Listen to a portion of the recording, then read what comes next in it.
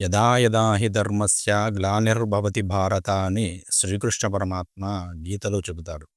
ఎప్పుడెప్పుడు ధర్మానికి కష్టం వాటిల్లుతుందో అప్పుడు నన్ను నేను సృజించుకొని ధర్మాన్ని రక్షిస్తాను అంటాడు. అలా తనను తాను సృజించుకొని ధర్మాన్ని రక్షించినటువంటి మహా అవతారమే రామకృష్ణ పరమహంస స్వామి వివేకానందుడు. నరనారాయణ అవతారములు వారు. వాంటి మహనీయుడు శ్రీరామకృష్ణ పరమహంస గారు జన్మించినటువంటి సుదినం ఫిబ్రవరి 18 తేదీల ప్రకారము పాడ్యమి పాల్గొన శుద్ధ పాడ్యమి అయితే రేపు 19వ తారీఖు. ఈ 2 తేదీలు కూడా ఉన్నాయి. ఈరోజు 18వ తారీఖు ఇంగ్లీషు తేదీల ప్రకారం కాబట్టి వారి గురించి 4 మాటలు చెప్పుకుని తరించేటువంటి ప్రయత్నం చేద్దాం. వారు సామాన్యమైనటువంటి వ్యక్తి కాదండి. సప్తఋషులలో అటువంటి ఒక మహర్షి, నరనారాయణ అంశ అవతారం. సాక్షాత్తుగా రామకృష్ణులు ఎవరొచ్చినారో ఆ రామకృష్ణుడే ఈ రామకృష్ణుడు. ఆ రామకృష్ణుడే త్రేతా ద్వాపర యుగాలలో వచ్చినటువంటి రామకృష్ణుడే కలియుగంలో వచ్చినటువంటి శ్రీరామకృష్ణ పరమహంస గారు. అది ఖచ్చితంగా వారి జీవితాన్ని మనం అధ్యయనం చేస్తే అర్థమవుతుంది, పరిశీలిస్తే అర్థమవుతుంది. వారు చిన్ననాటి నుంచి కూడా భక్తిభావాన్ని కలిగి ఉన్నారు. వారు జన్మించినదే సాక్షాత్తు కాశీ విశ్వేశ్వరుని యొక్క అనుగ్రహంతో, నారాయణుని యొక్క కృపతో.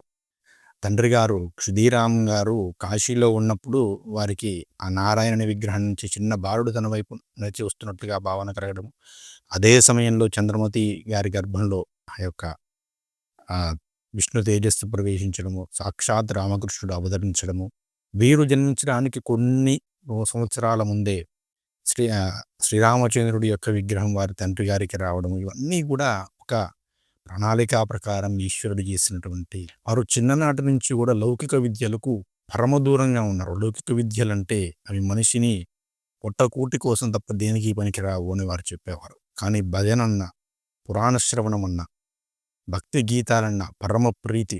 5 సంవత్సరాల వయస్సులోనే నల్లటి మబ్బులలో తెల్లటి కొంగలు వెళ్తూ ఉంటే ఆ సన్నివేశాన్ని చూసి భావపరవశ్యానికి గురి అవ్వడం జరిగింది. అంతటి ఆధ్యాత్మిక అనుభూతి వారికి చిన్ననాటి నుంచే ఉంది. దీన్ని వారు తర్వాత పరిపూర్ణమైనటువంటి జ్ఞానిగా మారిన తర్వాత ఆధ్యాత్మిక అనుభూతిగా గమనించి చెప్పడం జరిగింది. ఆ తర్వాత కొంతకాలానికి అనేకమైనటువంటి కారణాల వల్ల కలకత్తా రావడము, అన్నగారితో పాటు ఆ అన్నగారు కాలం చేయడం వలన దక్షిణేశ్వర కాళీమాతకు పూజారిగా మారిన తర్వాత వారి జీవితం మలుపు తిరిగిందండి. వారు ఆ యొక్క విగ్రహంలో అమ్మవారిని ప్రత్యక్షంగా చూస్తున్నారు. నువ్వెందుకు కనపడవు అని అత్యంత ప్రేమతో ఏడ్చినారు. నువ్వు నాకు కనపడాలి, కనపడాలి, కనపడాలని ప్రేమతో, ఆదరంతో నిద్రాహారాలు మానివేసి అక్కడే అమ్మవారి దగ్గర కూర్చొని మారం చేశారండి. వారి యొక్క మారానికి, వారి యొక్క ప్రేమకు అమ్మవారి వారికి దర్శనం ఇచ్చింది. వారు ఏ యొక్క ఉపదేశం కానీ, తపస్సు కానీ ఏదీ చేయలేదు. కేవలం అమ్మవారి యందు అవ్యాజమైనటువంటి ప్రేమ కలిగి ఉన్నారు. ఆ ప్రేమతోటే అమ్మవారిని దర్శించుకున్నారు. వారు చెప్పినారు, మీరు దేవుణ్ణి చూశారని. స్వామి వివేకానంద మొట్టమొదటిసారి రామకృష్ణ పరమహంస గారిని కలిసినప్పుడు చెబితే, నేను స్పష్టంగా నిన్ను ఎంత దగ్గరగా స్పష్టంగా చూశాను, అంత స్పష్టంగా చూశాను, నీకు కూడా చూపించగలను అని అత్యంత స్పష్టంగా చెప్పినాడు. ఎందుకంటే మొట్టమొదట్లో స్వామి వివేకానందుల వారు ఈ యొక్క లౌకికమైనటువంటి పుస్తకాలు ఎక్కువగా చదవడం వలన ఈ విషయ జ్ఞానం, లౌకిక జ్ఞానం అధికమయ్యి నాస్తిక భావాలు ఎక్కువగా ఉండేవి. దాని వలన అలా ప్రశ్న వేస్తే, నేను స్పష్టంగా చూశానని తన స్పర్శ మాత్రము చేత వారికి దైవ దర్శనమును చూపించడం జరిగింది. అంతటి మహనీయుడు రామకృష్ణ పరమహంస గారు. వారు మట్టిని, బంగారాన్ని 2 చేతులలో పట్టుకుని రెండూ ఒకటే అని రెండింటిని గంగలో విసిరేసినటువంటి మహనీయుడు.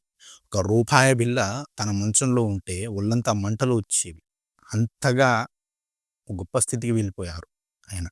ఆ తర్వాత వారికి అమ్మవారి దర్శనం లభించిన తర్వాత గురువులు రావడం జరిగింది. భైరవి బ్రాహ్మణి వచ్చి అనేకమైనటువంటి విద్యలు నేర్పింది. తోతాపురి అనేటువంటి అద్వైత మహర్షి వచ్చి ఆయన కొన్ని సంవత్సరాల పాటు తపస్సు చేస్తే సమాధి స్థితిలోకి వెళ్ళారు. అలాంటి సమాధి స్థితిని కొన్ని గంటలలోనే వీరు పొందినారు.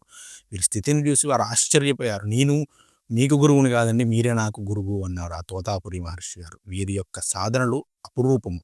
వీరు ఒక్క హైందవంలోని సాధనలే కాదు, ఇస్లాము, క్రైస్తవము, బౌద్ధము, జైనము లాంటి అన్ని రకాల మత సాధనలు చేసి వాటి ద్వారా కూడా ఈశ్వర దర్శనం చేసుకొని అన్ని మతాల ద్వారా మనం చేరుకునేది ఏకదైవాన్ని. ఉన్నది ఒక్కటే దైవము, పేర్లు మాత్రమే మారాయి. కాబట్టి మతాల పేరుతో కొట్టుకోకండి. మీరు ఏ మతంలో ఉన్నా కూడా ఒక దైవాన్ని చేరుకుంటున్నారు కాబట్టి దైవాన్ని చేరుకోవడం కోసం మతం మార్చనవసరం లేదు, మతాల మధ్య కొట్లాటలు అవసరం లేదు అని నిరూపించినటువంటి మహనీయుడు శ్రీరామకృష్ణ పరమహంస గారు. తన యొక్క పరిపూర్ణ జ్ఞానాన్ని స్పర్శ చేత స్వామి వివేకానంద గారికి ఇచ్చి లోకానికి గొప్ప ప్రసంగాన్ని, గొప్ప జ్ఞాన యుద్ధాన్ని ఆయన ప్రసాదించడం జరిగింది. స్వామి వివేకానంద గారు వేసినటువంటి బీజాలే నేడు సనాతన ధర్మాన్ని కాపాడుతూ ఉన్నాయి. వారు చెబుతారు స్వామి వివేకానంద గారు, 1500 సంవత్సరాల వరకు ఎలాంటి ఆటంకాలు, ఇబ్బందులు లేకుండా నా ధర్మం పరిడే వెళ్తుంది. అలాంటి వ్యవస్థలను నేను ఏర్పాటు చేశాను అంటారు. అంటే వారు వేసినటువంటి విత్తనాలు సామాన్యమైనటువంటివి కాదు. పరాయి పాలనలో దాదాపుగా కునారిల్లిపోయింది సనాతన ధర్మం అనేది. అలాంటి స్థితి నుంచి వారు ఒక నమ్మకాన్ని కలిగించినటువంటి మహనీయుడు స్వామి వివేకానందుల వారు. స్వామి వివేకానందుల వారు స్పర్శ మాత్రం చేత అనేక మంది నాస్తికులకు మహాయోగులుగా మార్చినారు.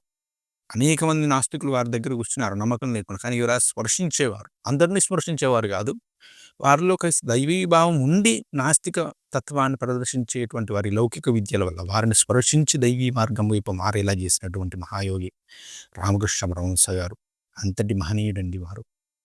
ఆ రామకృష్ణ పరమహంస గారి యొక్క ఉన్మత్త స్థితి, దైవంతో వారు మాట్లాడడం చూసి మిగతా వారంతా పిచ్చివాడు అనుకున్నారు. పిచ్చివాడు అనుకుని పెళ్లి చేశానన్న ఈ తిక్క కుదురుతుందని వివాహం చేస్తే ఆ శారదాదేవిని సాక్షాత్ మహాకాళి, దక్షిణ కాళి మాతగా కూర్చోబెట్టి షోడశీ పూజ చేసి భార్యలో అమ్మవారిని చూసి తనతో పాటు భార్యని కూడా పరమోత్తమమైనటువంటి మోక్ష మార్గం వైపు నడిపించినటువంటి మహాయోగి.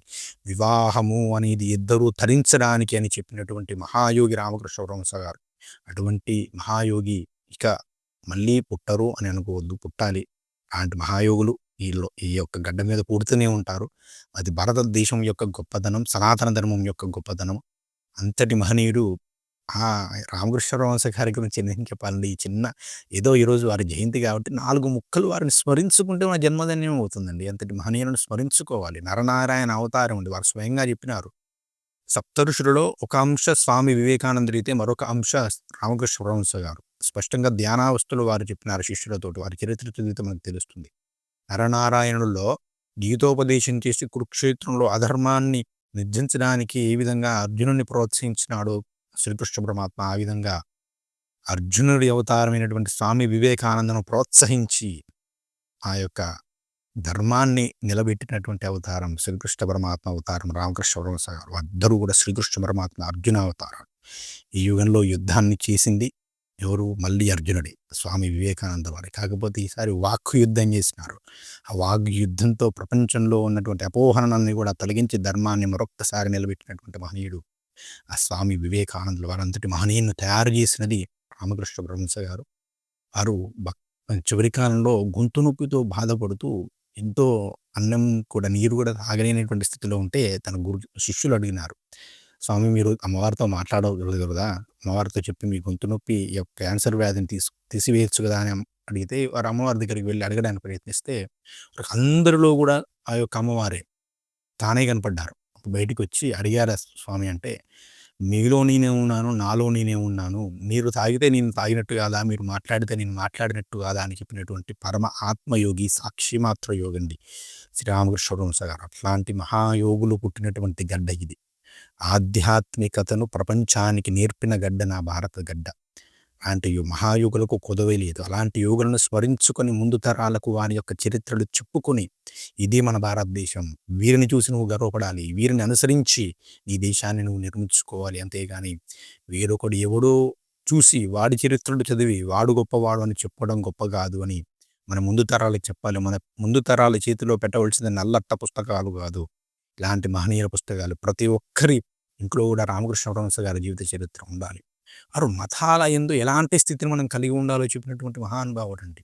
ఒక మతం వైషమ్యాన్ని పెట్టుకోవాల్సిన అవసరం లేదు. ప్రతి మతం యొక్క దారి కూడా దైవాన్ని చేరుకోవడమే అయినప్పుడు మళ్ళీ మతం మారడం ఎందుకు? మరొక మతం దూషించుకోవడం ఎందుకు? నా తల్లి గొప్పది, నీ తల్లి గొప్పదా అంటే ఏ తల్లి గొప్పదని ఎవడు చెబుతాడు? ఎవడికి వాడి తల్లి గొప్పది. అలాగే ప్రతి మతము గొప్పదే అని చెప్పినటువంటి ఆ మహనీయుని స్మరించుకుంటూ, అలాంటి మహనీయులు ఎంతోమంది వచ్చి మన ధర్మం అవిరళంగా ప్రడివిల్లాలి అని కోరుకుంటూ స్వస్తి. శ్రీమాత్రే నమః. జై శ్రీరామ్.